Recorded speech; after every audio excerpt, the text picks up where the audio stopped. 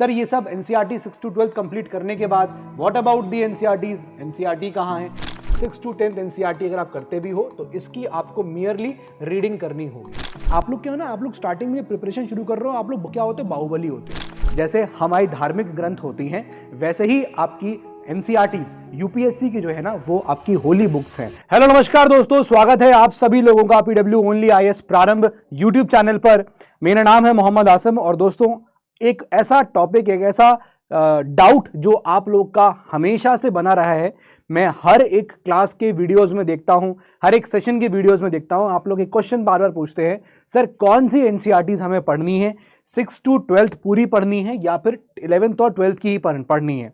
और दूसरा चीज ये कि मैंने जो आपको लास्ट वाला स्ट्रैटेजी वीडियो बना के दिया था, जिसमें मैंने आपको first and the last strategy दी थी फॉर 2027 के अटेम्प्ट के लिए, उसमें लगभग 725-730 कमेंट्स आए हैं। और मुझे जो उसमें एक बहुत ही रिपीटेड कमेंट्स लगा वो ये कि सर आपने इस स्ट्रैटेजी में एनसीईआरटी के बारे में कुछ बताया ही नहीं है। तो मैं आज आपको यही बताने वाला हूं कि मैंने उसमें एनसीईआरटी के बारे में बताया था, आप लोग उसको पिकअप नहीं कर पाए, और जहां नहीं बताया था उसका क्या मतलब था, या फिर क्या चीज, कैसे आपको उस स्ट्रैटेजी को देखना है रिगार्डिंग एनसीईआरटीज। ठीक है, तो चलिए स्टार्ट करते हैं। सबसे पहला तो एक कमेंट ये भी था जो मैं बार बार देख रहा था कि सर आप टेलीग्राम का अपना आईडी दे दीजिए। टेलीग्राम की ये चीज कहना शर्मा ने भी लिखी थी और ये नांदीश ने भी लिखी थी। तो आप इस क्यूआर कोड को स्कैन करके मेरे टेलीग्राम को यहाँ पर ज्वाइन कर सकते हैं। ठीक है, चलिए आइए आगे बढ़ते हैं। ये यहाँ पर आप देखिए नंबर ऑफ कमेंट्स इस प्रकार से थे जिसको मैंने सोचा है कि एड्रेस किया जाए। आप लोग कमेंट्स भेजा करिए ताकि मैं आपके कमेंट्स पढ़ के आप लोगों तक पहुंच पाऊं। मैं उस पर्टिकुलर चीज को डेफिनेटली पढ़ता हूं कमेंट बॉक्स को। ऐसा मत सोचिएगा कि अरे हमने कमेंट कर दिया सर पढ़ेंगे नहीं, नहीं, मैं डेफिनेटली पढ़ता हूं। कोई चीज मुझे बार बार रिपीटेड दिखती है तो मैं उस पर वीडियो भी बनाऊंगा। जैसे मुझे ये इस पॉइंट पे वीडियो बनाना सही लगा कि सर 6 to 12 एनसीईआरटी को कैसे करना है, या फिर मतलब उस वीडियो मैंने क्योंकि एनसीईआरटी को स्पेसिफिकली कुछ बोला नहीं था, या बोला था तो आप लोगों ने उसको पिकअप नहीं किया तो आपका ही डाउट रेज हुआ। बिना 6 to 12 एनसीईआरटी कंप्लीट करे कैसे हम लक्ष्मीकांत कर लें? फिर वही चीज आई, सर एनसीईआरटी नहीं पढ़ना है क्या? लिखा है सर आपने बस स्टैंडर्ड बुक पढ़ने के बारे में ही बताया है, हमारे पास टाइम तो बहुत है, क्या हमें एनसीईआरटी 6 to 12 कंप्लीट नहीं करनी पड़ेगी क्या? सर फिर हमें ये सब एनसीईआरटी के साथ पढ़ना होगा क्या? सर ये सब एनसीईआरटी 6 to 12 कंप्लीट करने के बाद what about the NCERTs, NCERT कहाँ है? तो ये सारे क्वेश्चन देखिए कमेंट्स आए थे। अनमोल गोस्वामी ने किया, मनु ने किया, देन प्रियंका कटारिया ने किया, सौम्या ने किया, बोथ साइड गेमर्स ऑफिशियल ने किया, यूजर 23MB ने किया, एम 2024 ने किया, ऋषिता जायसवाल। तो आप लोगों के बहुत सारे कमेंट्स थे। मैंने यहाँ पर कुछ ही ऐसे कमेंट्स को यहाँ पर स्क्रीनशॉट लगाया जिनके यहाँ पर इस तरह की कमेंट्स आए थे रिलेटेड कि एनसीईआरटी करना है कि नहीं। देखो पहले चीज मैं आपको यहाँ बताऊंगा, जो मैंने आपको एनसीईआरटीज के बारे में डिस्कस किया था, आपने उसको नोटिस नहीं किया। मैंने आपको बोला था कि जब एशियंट हिस्ट्री की बात मैंने आपसे करी थी तो मैंने वहां पर आपको आर.एस. शर्मा की किताब ही रेफर करने को बोला था, राइट? मैंने कहा था कि आर.एस. शर्मा की बुक पढ़िए। भाई साहब ये एनसीईआरटी ही तो है, ये एनसीईआरटी तो है भाई, क्लास 11th की एनसीईआरटी है ये। और मैंने क्या बोला था, ये एनसीईआरटी है, क्लास 11th की एनसीईआरटी है। फिर उसके बाद जब मैंने कल्चर की बात करी थी, कल्चर मतलब जब हम आर्ट एंड कल्चर की बात करते हैं तो आर्ट एंड कल्चर की भी यहाँ पर जो किताब आती है वो भी आपको मिलेगी एनसीईआरटी। अगेन जो आपको एनसीईआरटी है, फाइन आर्ट्स की बुक जो होती है वो भी आप यहाँ पर इसको कवर करने को मैंने आपको बोला था। अभी इसको मंजू मैम पढ़ा रही हैं, क्लासेस चल रही हैं उसकी इस प्रारंभ चैनल पे ही लाइव, तो वहाँ से आप फॉलो कर सकते हो उसको। वो एनसीईआरटी पढ़ाई जा रही है, वहाँ भी मैंने आपको एनसीईआरटी का जिक्र किया था। उसके बाद मैंने आपको जब ये पढ़ाया था कि मैंने आपको बोला था पॉलिटी के बारे में, तो पॉलिटी के बारे में यहाँ पर मैंने आपसे सीधे लिखा था एम लक्ष्मीकांत को पढ़ने के लिए। देखो यार यहाँ पर मैंने एम लक्ष्मीकांत क्यों बोला, मैं ये इतना मान के चल रहा था कि आपको जो पॉलिटी की कॉन्सेप्ट्स है, जनरली स्टूडेंट्स को ये कॉन्सेप्ट्स क्लियर होते हैं। अगर आपको नहीं भी हैं तो एनसीईआरटी को वो 6 to लेकर 12th आपको पूरी नहीं पढ़ने की जरूरत है, आप 6 to 10th को ओमिट कर सकते हो। अगर आप एकदम बिल्कुल ही आपका बेसिक नहीं है तो आप जाइए उसको पढ़ने के लिए, लेकिन उसके पढ़ने का भी तरीका होगा जो मैं आपको बताऊंगा, है ना। ऐसा नहीं करना है कि आप सोचो कि 6th के भी नोट्स बनाएंगे, 7th के भी एक डिटेल नोट्स, 8th के भी डिटेल नोट्स। आप 6, 7, 8 का एग्जाम नहीं दे रहे हो कि आपको सारे डिटेल नोट्स बनाने हैं, ऐसा नहीं करना है। मैं अभी आपको बताता हूं कि कैसे भी नोट्स बनाने हैं, कैसे आपको इन किताब को पढ़ना है। तो पॉलिटी मैंने आपको एम लक्ष्मीकांत बोला। अगर आप यहाँ पर एनसीईआरटी आपको ये भी वीक लगता है तो आप क्या कर सकते हो, आप मैक्सिमम जब एनसीईआरटी पढ़ोगे तो एनसीईआरटी में you have to focus on class 11th NCERT, ठीक है ना। Class 11th and 12th NCERT को आप यहाँ पर फोकस करके पढ़ सकते हो, that's it. No need to go for 6 to 10th। अगर आप जा भी रहे हो तो बस 6 to 10th क्लास की अगर आप एनसीईआरटी करते भी हो, 6 to 10th एनसीईआरटी अगर आप करते भी हो तो इसकी आपको मियरली रीडिंग करनी होगी। सिर्फ आपको इसे रीड करना है, और रीडिंग करते वक्त जैसे आप कोई लेक्चर लगा लीजिए, मैम ने पढ़ाया, मंजू मैम ने, आपने वो लेक्चर लगा लिया, लेक्चर लिखते पढ़ते पढ़ते आप उसकी रीडिंग भी कर रहे हो, और जहां मैम ने कुछ बोला कि इंपॉर्टेंट पॉइंट है या आपको लग रहा है कि इंपॉर्टेंट पॉइंट है तो उसको आप अंडरलाइन कर लीजिए, उसको आप गोला कर लीजिए, डिफरेंट कलर्स के पेन यूज करिए, उसको अंडरलाइन करिए, ठीक है, ताकि आप कभी इसके बाद उसकी कभी रीडिंग करने बैठे। वैसे 6 to 10th में आपको रीडिंग नहीं करनी है, जो बहुत इंपॉर्टेंट पॉइंट्स हैं उसके आपको सिर्फ बुलेट पॉइंट्स बना लेने, ठीक है, यही आपको करना है। तो 6 to 10th एनसीईआरटी की सिंपल रीडिंग करनी है। अब सर इस क्या रीड करने से हो जाएगा, भूल नहीं जाएंगे, तो करना क्या है, जब आप यहां पर एम लक्ष्मीकांत के नोट्स बना रहे हो, जब आप ये पढ़ रहे होगे, मेनली आप ये पढ़ना स्टार्ट करोगे, ठीक है, और इसका भी आपको यहां पर मेनली ये आपको ना ये आपके मेंस में भी इस्तेमाल आएगी, 11th 12th की मेंस के अंदर भी कंसेप्चुअल क्लैरिटी में इस्तेमाल होती है। तो आप क्या करोगे कि जैसे आपने इसको पढ़ लिया तो आप इस पर्टिकुलर एनसीईआरटी के जो 6 to 10th जो इंपॉर्टेंट पॉइंट्स हैं उसको सिर्फ बुलेट पॉइंट्स में आपको करके इस वाले एनसीईआरटी के पॉइंट्स में सिर्फ ऐड करना है। इसके पूरे पूरे नोट्स मत बनाना। आप कोई भी चैप्टर पढ़ रहे हो क्लास 6 से लेकर 10 तक की एनसीईआरटी का, इतना तो आप पढ़ के समझ गए होगे कि बहुत ही बेसिक है, बहुत ही बेसिक है, बहुत ही बेसिक है। वहां पर आपको सिर्फ चीज़ों को गोला करना है या फिर आपको अंडरलाइन करना है। उन चीज़ों पे अपने नोट्स बना के उसमें टाइम आप वेस्ट ना करें, तो मैं आपको एडवाइस करूंगा, ठीक है, क्योंकि अब आप बड़े एग्जाम की तैयारी कर रहे हो, हर एक एक चीज़ का नोट्स आप सोचोगे बनाते चले जाएंगे तो फिर उसको इसका अलग हो जाएगा, इसका अलग हो जाएगा। तो तरीका ये होगा कि जब आप एम लक्ष्मीकांत पढ़ोगे तो एम लक्ष्मीकांत में इसका आपने पढ़ लिया, रीड कर लिया, अब आप जब एम लक्ष्मीकांत पढ़ रहे हो तो आपको लगा कि मैं ये चैप्टर पढ़ रहा हूं, इससे रिलेटेड मैंने कोई एक पॉइंट क्लास 6 से लेकर क्लास 10th की एनसीईआरटी में कहीं पढ़ा था, आपने उस किताब को वहां खोला और उस एनसीईआरटी का पॉइंट आपको यहां पर ऐड कर लेना है, ठीक है। तो ये जो तरीका है ये आप ध्यान रखिएगा। इससे क्या हो रहा है, इससे आपके पॉइंट्स, आपके नोट्स भी एनरिच हो रहे हैं, नोट्स आपके क्या हो रहे हैं, आपके नोट्स एनरिच हो रहे हैं, और प्लस कुछ भी चीज यहां पर ओमिट नहीं होगी, नोट्स एनरिचमेंट होगा, कुछ भी चीज आपकी 6 to 10th एनसीईआरटी की छूटेगी नहीं। क्लियर है।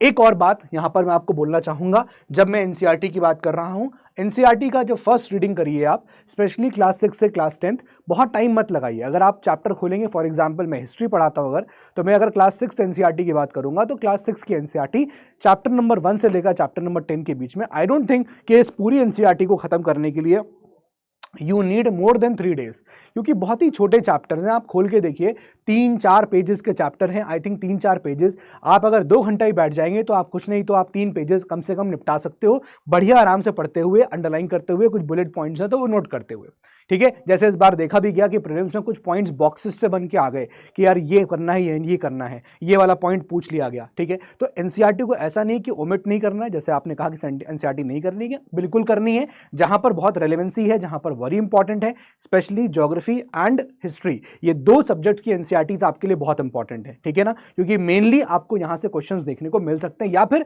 क्वेश्चन भी देखने को नहीं मिले तो एनसीईआरटीज आर फाउंडेशन। एनसीईआरटी एक ग्रंथ की तरह है, जैसे हमारी धार्मिक ग्रंथ होती हैं, वैसे ही आपकी एनसीईआरटीज यूपीएससी की जो है ना वो आपकी होली बुक्स हैं, धार्मिक ग्रंथ। आप यूपीएससी के ग्रंथ मान के चलिए एनसीईआरटीज को, तो उसको आप इस तरह से ओमिट कर ही नहीं सकते। लेकिन उसमें से कितना पढ़ना है, क्या क्या चीज़ें कवर करनी है, मैं आपको और भी बताऊंगा। साइंस के बारे में स्पेसिफिकली और भी क्या चीज़ें हैं, एनवायरमेंट एंड इकोलॉजी के एंगल से आप एनसीईआरटी के अंदर क्या कवर करिए वो भी बताऊंगा। लेकिन आई होप आप समझ गए होंगे कि एंशिएंट हिस्ट्री मैंने आर.एस. शर्मा आपको बोली पढ़ने को।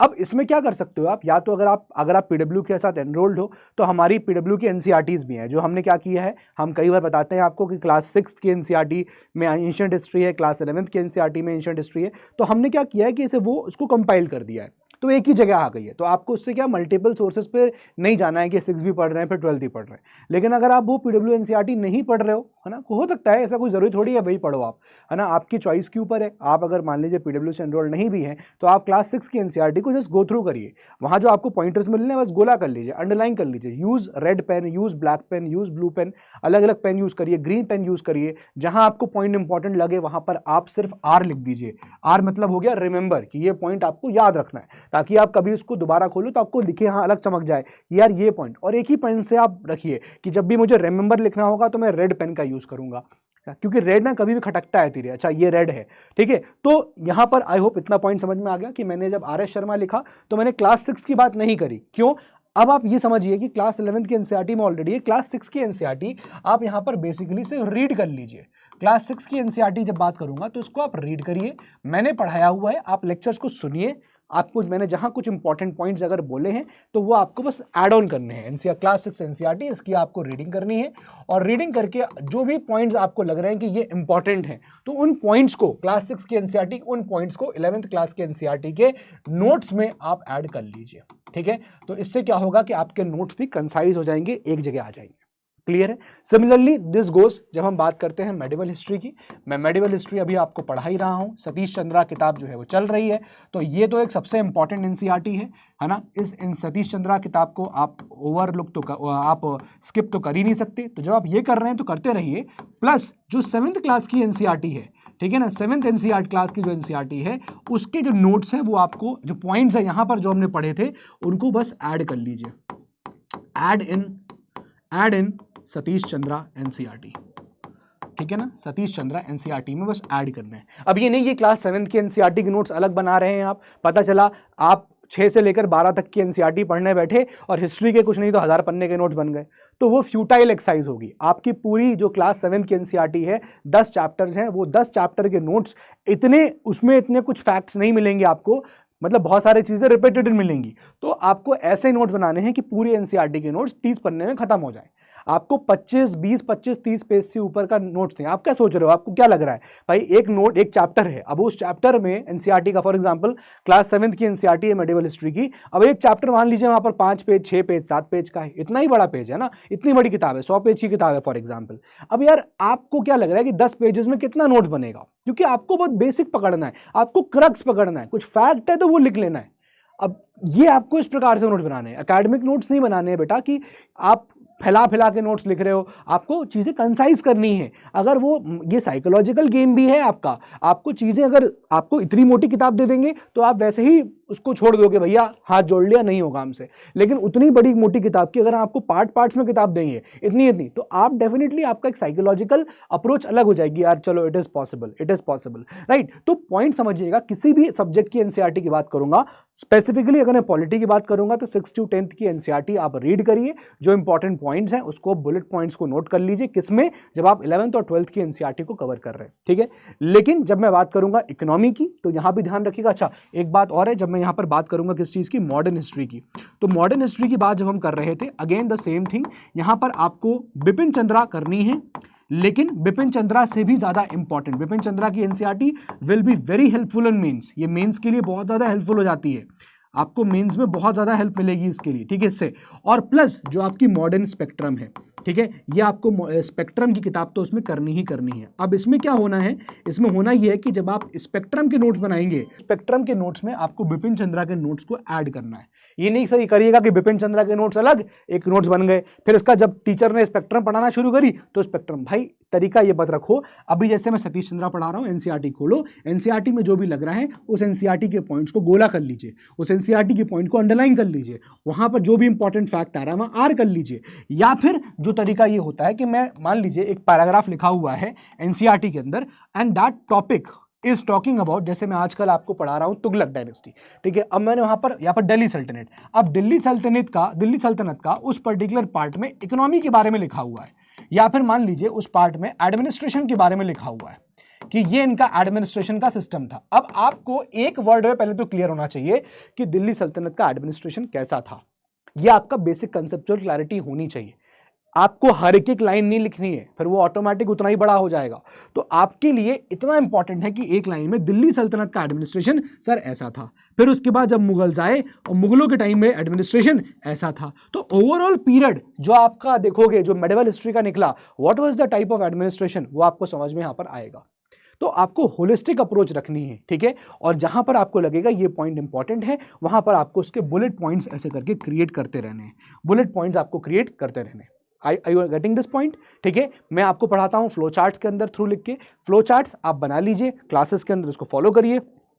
नहीं भी बनाते हो तो इसका जो क्लास में नोट्स होता है उसका आपको प्रिंट आउट तो मिलता ही, पीडीएफ तो मिलता ही है, उन पीडीएफ को अपने पास रखिए, ठीक है। और उन पीडीएफ से आप नोट्स क्यूरेट करिए, ठीक है। वो पीडीएफ है, रिवाइज करना है, कभी आपने फ्लो चार्ट ही खोल लिया तो आप रिवाइज कर पा रहे हो, ठीक है। और अगर कभी आप उस फ्लो चार्ट से भी अपने नोट्स कंसाइज फॉर्म में निकाल के ले आए, क्योंकि क्या होता है ना कि एनसीईआरटी में कभी कभी आपको बहुत ही ज़्यादा ग्लोइंग चीज़ें मिलती है। ग्लोइंग मतलब बहुत ही खूबसूरत और उसको फूल पत्ती से सजाया गया होता है ना। अब जैसे फॉर एग्जांपल गुप्ता के पीरियड की इकोनॉमी है, गुप्ता के पीरियड की इकोनॉमी या फिर उनका एडमिनिस्ट्रेटिव सिस्टम सेटअप हमको पता है कि अच्छा उनका इकोनॉमी वाज फ्यूडलिज्म, है ना। फ्यूडल सिस्टम को वो प्रैक्टिस करते थे, ज़मीनों को ग्रांट कर देते थे। अब उसमें एग्जाम्पल दिए गए होंगे, ये है वो किया गया, ऐसा वैसा सब चीज़ें होती है, बहुत मसाले लगाए गए होंगे, उसको बहुत ब्यूटीफाई किया गया होगा कि ये हुआ था वो हुआ था। आपको ओवरऑल एक चीज़ पता होना चाहिए कि this is the major concept.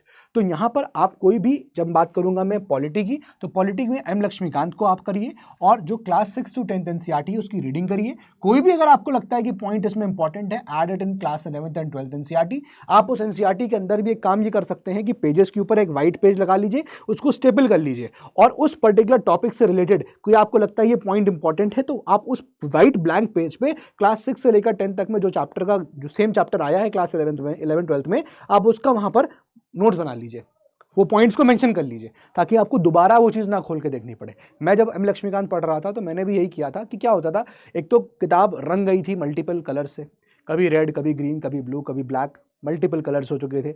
और कभी कभी क्या होता था, कुछ पॉइंट्स मुझे लगते थे यार मैं बार बार भूलता हूँ, तो मैं ये करता था कि यार मुझे पता है कि इस एम लक्ष्मीकांत के इस पेज पे ना ये 2 3 4 पॉइंट्स बहुत इंपॉर्टेंट है, बहुत ज़्यादा इंपॉर्टेंट है। तो मैं उनके इतने जो स्टिकर्स आते हैं ना, स्टिकर्स वाले, मैं उसको वहाँ पर स्टेप कर देता था, कुछ पॉइंट्स को स्टेपल कर देता था और उस पर लिख लेता था कि ठीक है फला फला ये चीज़ ये है। अगर कोई डिस्प्यूट होता है related to election of the president तो इट विल कहाँ जाएगा, एक वर्ड में लिख दिया उसको। इससे क्या होगा, जब मैं उसको रिवाइज करूँगा तो मेरे पास वो चीज़ वहाँ मैंशनड है। तो नोट्स मेकिंग करनी है कि नहीं, ये आपके ऊपर डिपेंड होता है, आप कैसे कितने में आप उसको डाइजेस्ट कर पा रहे हो। अगर आपको आपको लग रहा है कि मैं चीज़ों को अंडरलाइन करके चलूँगा 6 to 10 में मेरा काम चल जाएगा, कोशिश करिए यही हो। आप बहुत ज़्यादा नोट्स मत सोचिए कि इसके भी नोट्स बनेंगे, फिर इसके ही बनेंगे, फिर इसके ही बनेंगे। दिस इज़ अ मतलब एकदम घटिया प्रोसेस होगा, ये फायदा ही नहीं है। आप एम लक्ष्मीकांत देखो और एम लक्ष्मीकांत में आपको अपने नोट्स को एनरिच करना है। और एनसीईआरटी की फर्स्ट रीडिंग हमेशा रीडिंग ही होनी चाहिए। बहुत बच्चे ये मिस्टेक मत करना कि आप एनसीईआरटी की फर्स्ट रीडिंग जब कर रहे हो तभी स्टूडेंट्स नोट्स बनाना स्टार्ट कर देते हैं, and that is a blunder, क्योंकि आपको फर्स्ट टाइम में पता ही नहीं है कि क्या इंपॉर्टेंट है क्या नहीं है। और यही सवाल आप लोग पूछते रहते हो कि सर क्या लिखना है, किस पे नोट्स बनाए।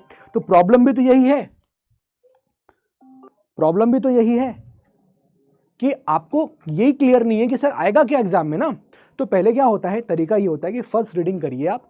फर्स्ट रीडिंग करने के बाद आपको एक पूरा पता चल गया कि अच्छा इस पर्टिकुलर एनसीईआरटी में ये बातें लिखी गई हैं, ठीक है। उसके बाद जब आप सेकंड एनसीईआरटी की रीडिंग करोगे, 15 दिन दे दो, 20 दिन लगा, 20 दिन का गैप दे दो, 10 दिन का गैप ले लो, और आप उसकी दोबारा रीडिंग करोगे ना, तब आपको समझ में आएगा कि इसमें क्या इंपॉर्टेंट था। आपको समझ में आएगा अच्छा अब मैं यहाँ ये आप क्योंकि एक बार पढ़ चुके हो पूरा, अब आपने वैदिक पीरियड ही पढ़ा और आपने गुप्ता पीरियड ही पढ़ा, तो आपको समझ में आ गया अच्छा टोटल सोसाइटी इस तरह से इवॉल्व हुई, पॉलिटी इस तरह से इवॉल्व हुई, इकोनॉमी इस तरह से इवॉल्व हुई, कल्चर इस तरह से चेंज हुआ, रिलीजन इस तरह से चेंज होता रहा। लेकिन अभी फर्स्ट रीडिंग के बाद आपको फैक्ट याद नहीं है। Problem is with facts, and problem also ये भी होगी कि आपको समझ में नहीं आ रहा होगा, there will be no logical coherence. आपका कोई भी लॉजिकल चीजें आपकी कनेक्ट हो ही नहीं रही होंगी दिमाग के अंदर, आपको कुछ चीज कनेक्ट फील हो ही नहीं रहा होगा। सो डोंट वरी, आपने फर्स्ट रीडिंग कर लिया, अब आप सेकंड रीडिंग पे जाइए। जब आप सेकंड रीडिंग करेंगे तो you will make some sense कि हाँ यार कुछ समझ में आएगा, फिर आप थोड़ा नोट्स बनाइए। और डेफिनेट सी बात मैं कह रहा हूँ, जब आप थर्ड बार उसको करने जाएंगे ना, मल्टीपल रीडिंग की रिक्वायरमेंट होती है, ठीक है। और जब थर्ड टाइम रीड करेंगे तो आप खुद हंसेंगे कि यार मैं क्या चीज़ पे फोकस कर रहा था। आपको सेकंड टाइम में ना वो बड़ी अच्छी चीज़ें लगेंगी जो बड़ी ही सजा के बताई गई हों, है ना, जिसमें बड़ी अच्छी मसालेदार कहानी हो, वो आपको बड़ा अच्छा लगेगा। और फिर आपको लगेगा ये तो मैं फालतू में इसको नोट कर रहा था। That doesn't makes any sense, ठीक है, क्योंकि ये एग्जाम है, आपको आपको यहाँ पर ज्ञान ही नहीं बनना है। Don't do PhD on any topics, बस आपको अपने चीज़ों पे फोकस करना है कि ये मेरे एग्जाम पर्सपेक्टिव से इंपॉर्टेंट है, क्योंकि आप अभी तक 1-2 रीडिंग के बाद आप थोड़ा सेंस बनाने लग जाओगे।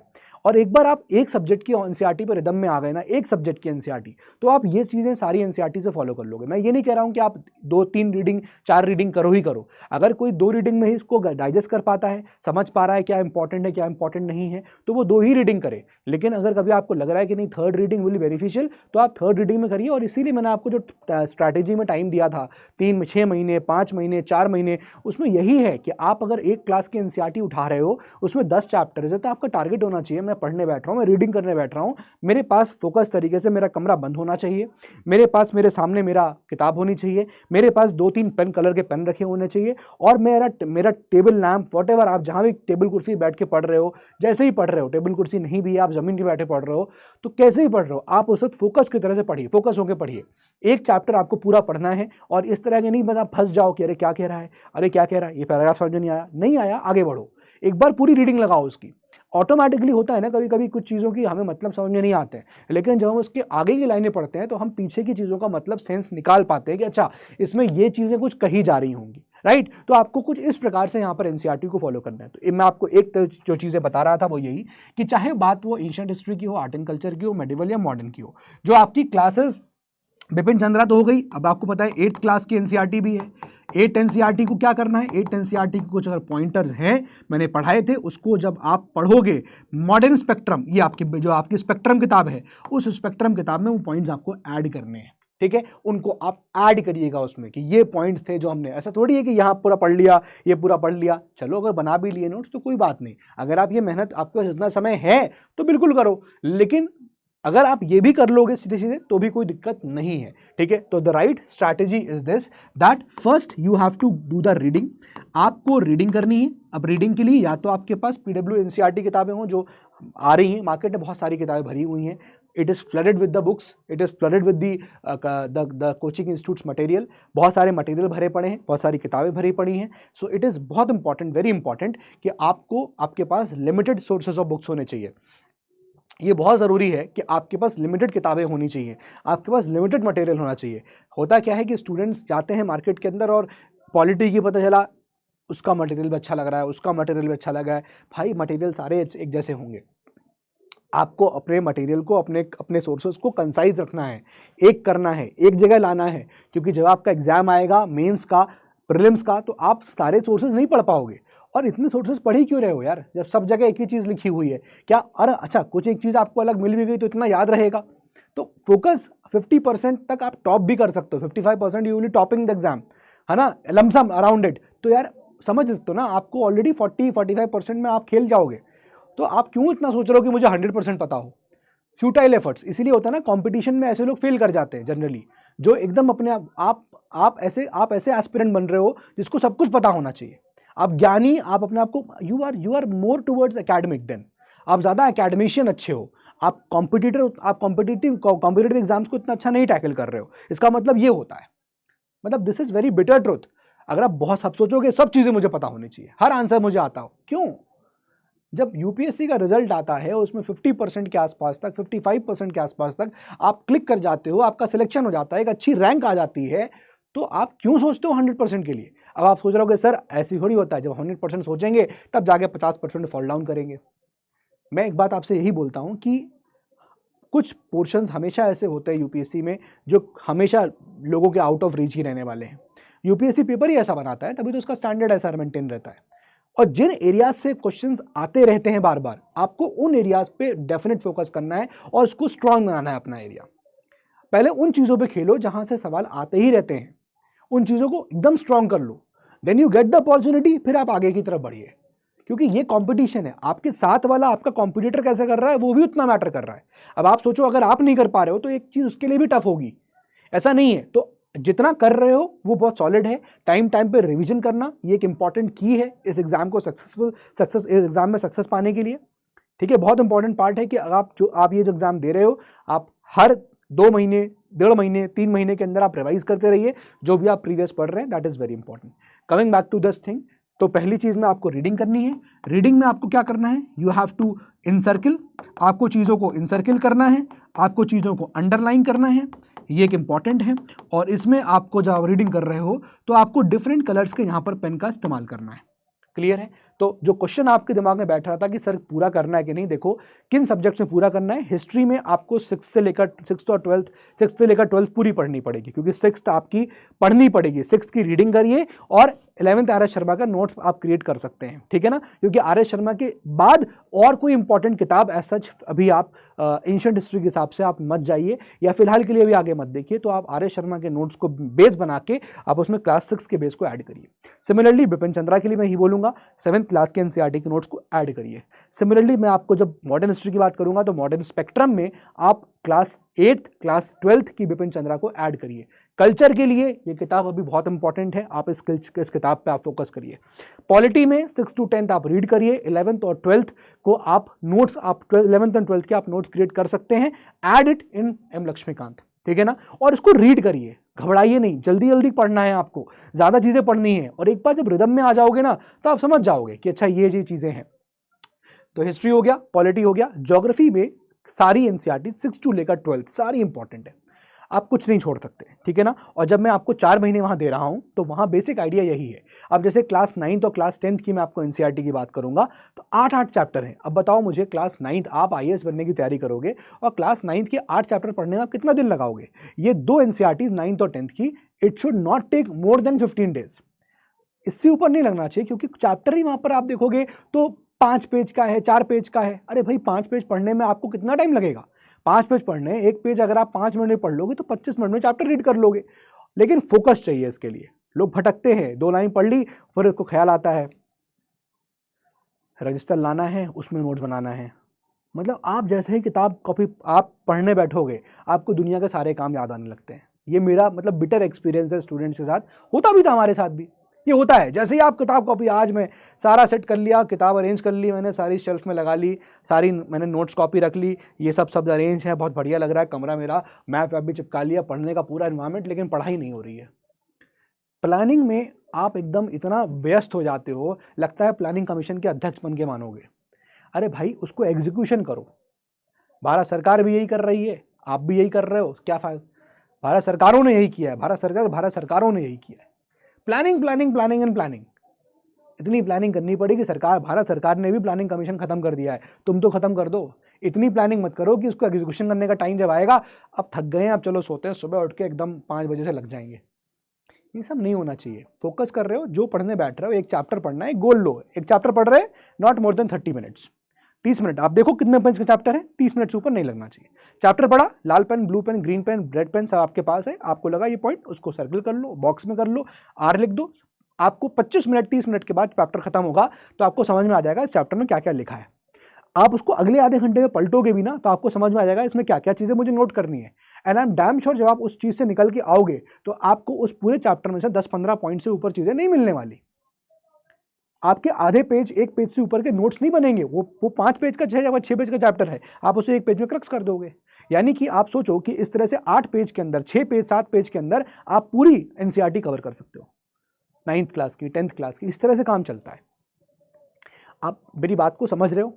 ये चीज है। तो आपको पहले तो रीडिंग करनी है, और रीडिंग में आपके पास ये 3 चीजें होनी चाहिए, कलर पेन, इनसर्किल करना है और चीजों को अंडरलाइन करना है। फिर उसके बाद जब आप सेकंड रीडिंग की तरफ जा रहे हो, आप जब यहाँ पर कोई बड़ी किताब ऐड कर रहे हो, आप मान लो कोई स्टैंडर्ड बुक को आप यहाँ फॉलो करना शुरू कर रहे हो, कोई बात नहीं, स्टैंडर्ड बुक का भी सेम सिस्टम होगा। आप एक चैप्टर लो, अपना टारगेट बनाओ, स्टैंडर्ड बुक को रीड करो, आपको समझ में आएगा उस बुक में यहाँ पर ये चीजें दी गई हैं। ऐड दोस पॉइंट्स जो आपने प्रीवियसली यहाँ पर इन एनसीईआरटीज का जो आपने पॉइंट्स बनाए हैं, उन एनसीईआरटी पॉइंट्स को आपको ऐड करना है। किसमें आपको ऐड करना है? स्टैंडर्ड बुक्स में। You have to add in this. Are you getting the point? Clear है? तो ये तरीका होगा। तो मैंने आपको यहां बता दिया। हिस्ट्री की जब हम बात करेंगे, योर एनसीईआरटीज कौन कौन सी इंपॉर्टेंट है, ध्यान रखना। एनसीईआरटी जो हिस्ट्री एंड ज्योग्राफी, ये दोनों बहुत इंपॉर्टेंट एनसीईआरटी है। इन दोनों एनसीईआरटी को आपको 6 to 12 पढ़ना है। लेकिन जब मैं बात पॉलिटी की करूंगा तो पॉलिटी में आपको मेजरली जो है वो 11th and 12th की एनसीईआरटी करना है। जब मैं बात इकोनॉमिक्स का करूंगा तो इकोनॉमिक्स में ध्यान रखिएगा कि आपको जो एनसीईआरटी है वो क्लास 11th की है कि बहुत इंपॉर्टेंट है। एक क्लास 11th की आती है जिसको हम बोलते हैं इंडियन इकोनॉमिक डेवलपमेंट, IED। ये एनसीईआरटी पढ़ लीजिए, एक इंपॉर्टेंट किताब है, बस ये आपकी होगी। इसके अलावा जब हम बात करेंगे साइंस एंड टेक की, साइंस एंड टेक में कुछ कुछ चैप्टर्स हैं जो बहुत इंपॉर्टेंट है, कुछ कुछ एनसीईआरटी बहुत इंपॉर्टेंट है। मैं वो लिख के लेके आ गया हूँ, आप इनको यहाँ पर फॉलो करिए। ये देखिए, जैसे फॉर एग्जाम्पल यहाँ पर आप देख रहे होगे क्लास 6 to 10th की एनसीईआरटीज आपके लिए इंपॉर्टेंट है जब आप साइंस की बात यहाँ पर कर रहे हो, ये इंपॉर्टेंट है। अब इसमें भी अगर आप फोकस करना चाहोगे तो आप देख रहे होगे कि मेजरली मैंने यहाँ पर जो लिखा है वो 8th, 9th और 10th की बहुत इंपॉर्टेंट है। And let me tell you, आप जिस लेवल पे हो, क्लास 6 और क्लास 7 की एनसीईआरटी, आपकी क्लास 6 की NCERT should not be more than 2 days, 3 days, 2-3 दिन से ऊपर की नहीं है एनसीईआरटी। वो आप रीड कर लो, आपको लगेगा हाँ ठीक है सब आ रहा है। अब कुछ है ही नहीं उसमें, अब जबरदस्ती उसके भी नोट बनाओ। अगर लग रहा है कि हाँ कुछ इंपॉर्टेंट पॉइंट लिखा है, उसका एक बुलेट पॉइंट लगा लो। मैं गारंटी दे रहा हूँ ऐसी कोई चीज़ आपको नहीं लगेगी कि यार ये तो मुझे पता ही नहीं थी। आप पढ़ के आए हो, इतना बेसिक कॉन्सेप्ट सबको है, नहीं है तो उसका बुलेट पॉइंट लिख लो वहाँ पर एक जगह कि जब आगे मैं 9-10 पढ़ूंगा तो वहाँ इसको ऐड कर लूँगा। या फिर मत लिखो तो बस अंडरलाइन कर लो उसको उस जगह कि जब 9-10 करूँगा वहाँ कुछ लगेगा तो उसको वहाँ ऐड कर दूंगा, क्योंकि किताब में भी तो खाली पेजेस होते हैं, बॉर्डर साइड में ब्लैंक होते हैं, वहाँ लिख लो। तो 8, 9, 10 की एनसीईआरटी इंपॉर्टेंट है। अब देखो, जब हम आएंगे क्लास 11th की एनसीईआरटी पर साइंस की, तो उसमें केमिस्ट्री का यूनिट 4 बहुत इंपॉर्टेंट, 14 बहुत इंपॉर्टेंट है, आपको इस पर फोकस करना है। क्लास 11th की जब बायोलॉजी की बात करेंगे तो उसमें यूनिट 4 and 5 आपके लिए इंपॉर्टेंट है, ठीक है, ये आपको पढ़ना है। जब हम क्लास 12th की बात करेंगे, केमिस्ट्री का पार्ट 1 जो बुक है वो वाली इंपॉर्टेंट है। पार्ट 2 में आप देखोगे तो यूनिट 16 बहुत इंपॉर्टेंट है। बायो की बात करेंगे तो यूनिट 8, 9, 10 बहुत इंपॉर्टेंट है क्लास 12th की। क्लास 12th, ये तीन आपकी क्लास 12th की, केमिस्ट्री एंड बायो की, ये आपकी 11th, ये 11th, ध्यान रखिएगा, ये आपकी इंपॉर्टेंट है। इसके अलावा आप जब एनवायरमेंट और इकोलॉजी की बात करते हो तो ये एनसीईआरटीज में आप देखिए, साइंस की जो एनसीईआरटी है क्लास 12th की, उसमें बायो का जो पोर्शन है जिसमें लास्ट के 4 चैप्टर्स 13, 14, 15, 16, ये आपके लिए इंपॉर्टेंट है। अगेन यहाँ भी आपकी सेम अप्रोच चलेगी, जहाँ पर आपको एक बार पहली चीज़ों को रीड कर लेना है, फिर आपको उसमें समझ में आएगा कि इसमें क्या चीज़ इंपॉर्टेंट है।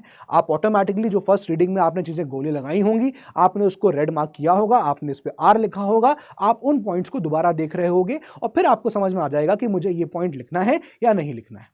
Are you getting this point? ठीक है, तो ये आपका साइंस और एनवायरमेंट एंड इकोलॉजी का पार्ट यहाँ पर हो जाता है। क्लियर है? तो ये कुछ चीजें हैं, तो आपको इसमें यहाँ पर अच्छे तरीके से ध्यान रखना है। तो I hope I have made certain things very clear.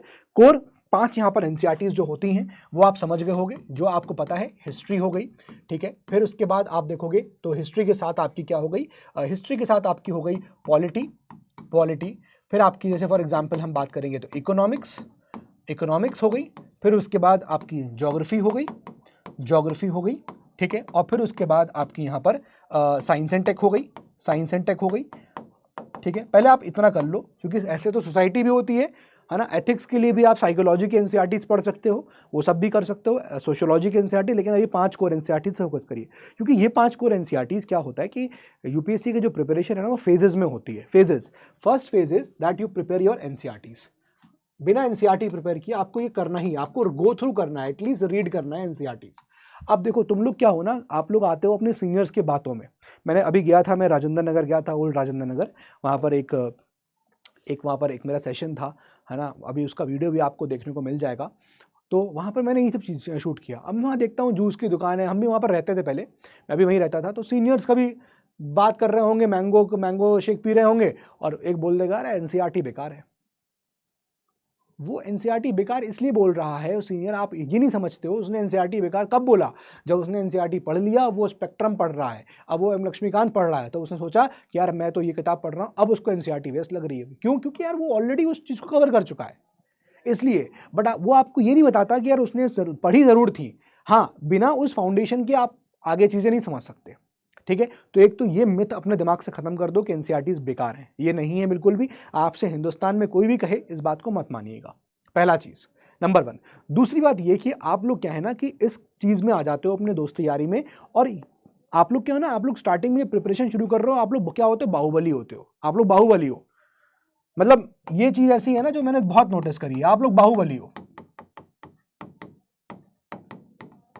अब होता क्या है कि आप लोग एनसीईआरटी को इतना कम आंकते हो। स्टार्टिंग में जब स्टूडेंट आएगा, सर यूपीएससी की तैयारी करनी है, सर किताब बताइए किताब, तो मैं कहता हूँ एनसीईआरटी पढ़ो। सर एनसीईआरटी तो कर लेंगे, मुझे स्टैंडर्ड बुक बताइए, किताब मतलब मेन किताब क्या पढ़नी है। बहुत सारे कमेंट्स आते हैं वीडियो के अंदर भी, सर मुझे मेन किताब बताइए क्या है। तो मैं कहूँगा ठीक है भैया, एक काम करो, बहुत पढ़ना है तो एक काम करो, आप बिपिन चंद्रा उठा लो। सर बिपिन चंद्रा, ठीक है बिपिन चंद्रा पढ़ लेंगे सर, एनसीईआरटी पढ़ लेंगे। सर कोई और किताब सर, और कोई किताब बता दीजिए सर, मैं कर लूँगा। बाहुबली, आप उससे बाहुबली हो, एनसीईआरटी को फोकस नहीं कर रहे हो, आपको स्टैंडर्ड किताबें चाहिए। होता क्या है 3 महीने के बाद, सर अगर हम दोनों स्टैंडर्ड बुक ना पढ़ के एक ही पढ़ें, स्पेक्ट्रम और बिपिन चंद्रा से काम चल जाएगा सर। तो मैं कहता हाँ भैया वो भी काम चल जाएगा, कोई दिक्कत नहीं है, क्योंकि मैं अल्टीमेटली आपसे वही बोल रहा था। 6 महीने हो गए, अब फिर 3 महीने गुजर जाएंगे, फिर तुम आओगे 9 महीने के बाद, सर वो प्रीलिम्स के लिए सर सिर्फ एनसीईआरटी काफ़ी है क्या? हाँ प्रीलिम्स के लिए फिर एनसीईआरटी काफ़ी है, कोई दिक्कत नहीं है। एग्जाम को 2 महीने लगाए, सर आपके सिर्फ नोट्स काफ़ी हैं क्या?